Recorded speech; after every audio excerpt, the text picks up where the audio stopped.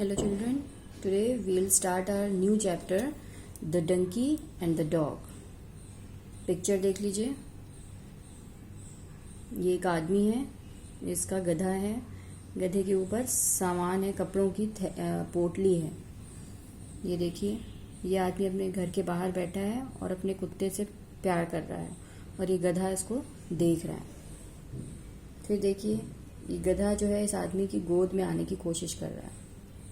ठीक है, तो हम अपनी स्टोरी शुरू करते हैं। स्टोरी पढ़ने से पहले थोड़ा पिक्चर देख लेने से आप उससे बहुत अच्छे से कनेक्ट कर पाते हैं। शुरू करते हैं story. The washerman had a donkey and a dog.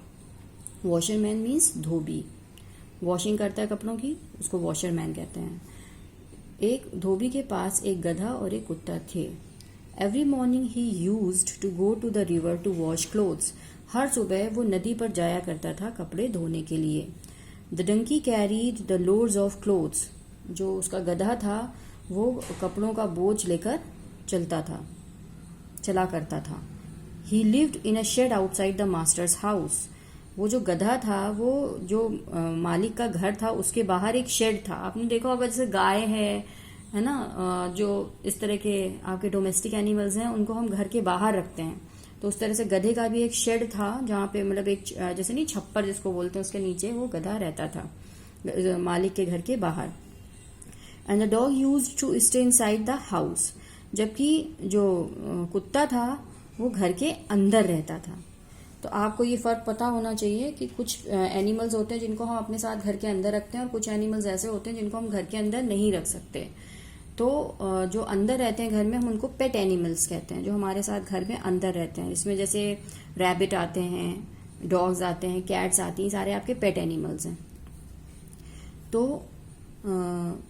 ये भी डोमेस्टिक है बट ये पेट है क्योंकि ये घर के अंदर रह सकता है। ये सब सारे फार्म एनिमल्स होते हैं जो घर के बाहर रहते हैं।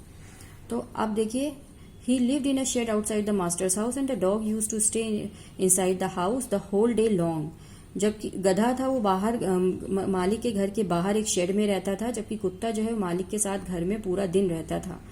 इन the evening the dog used to feel happy to see his master.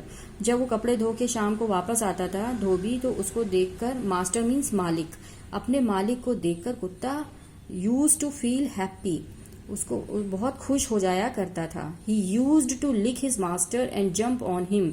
वो अपने मालिक को चाटता था। कुत्तों की आदत होती है चाटने की, तो मालिक को चाटने लगता था एंड जंप ऑन हिम, और प्यार से उन पे कूदता था उनकी तरफ। The master used to lift the dog in his arms.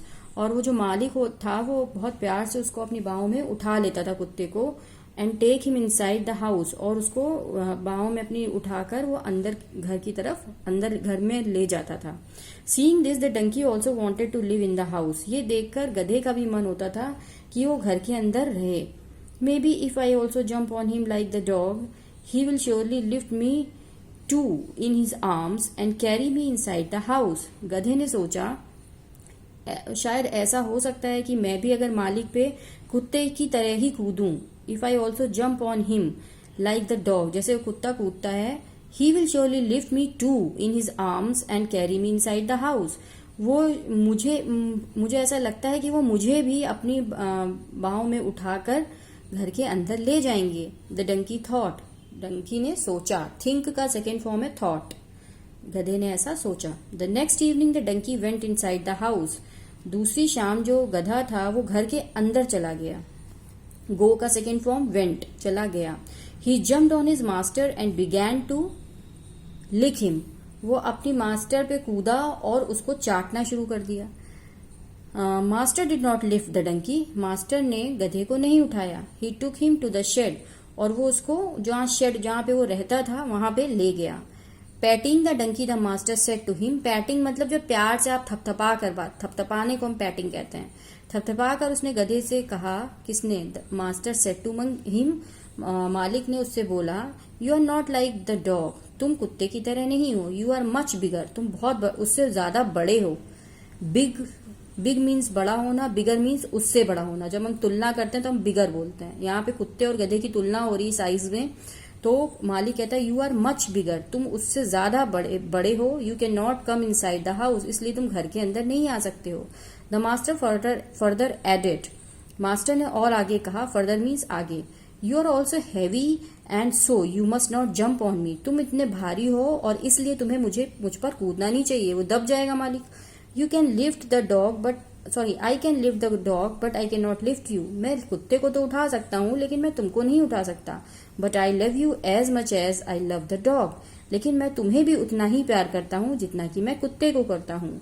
You must understand that you are different, तुम्हें ये समझना चाहिए कि तुम अलग हो, मतलब सबके साथ एक जैसा ट्रीटमेंट नहीं हो सकता, सब में अपनी अलग अलग विशेषताएं होती हैं। जैसे डंकी लोड लेके जा सकता था लेकिन कुत्ता लोड लेके कपड़ों का नहीं जा सकता था, कुत्ता घर की रखवाली कर सकता है लेकिन गधा घर की रखवाली नहीं कर सकता है। तो सब में अपनी अपनी क्वालिटीज होती हैं, तो कभी भी अपने को किसी दूसरे से हर तरह से कंपेयर नहीं करना चाहिए। इसका मॉरल ऑफ द स्टोरी क्या है?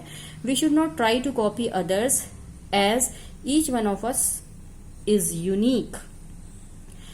We should not try to copy, हमें दूसरों की नकल नहीं करनी चाहिए। कॉपी अदर्स मतलब दूसरों की हमें नकल नहीं करनी चाहिए। As each one of us is unique, क्योंकि हम में से सब अपने आप में विशेष हैं, हम में अपनी अपनी अलग अलग विशेषताएं हैं। तो बच्चों, आप ये चैप्टर एक बार अपनी तरफ से भी रीड करने की कोशिश करिएगा, और अगर कुछ नहीं आता तो आप पूछिए, नेक्स्ट टर्न पे इसकी एक्सरसाइज करवाऊंगी।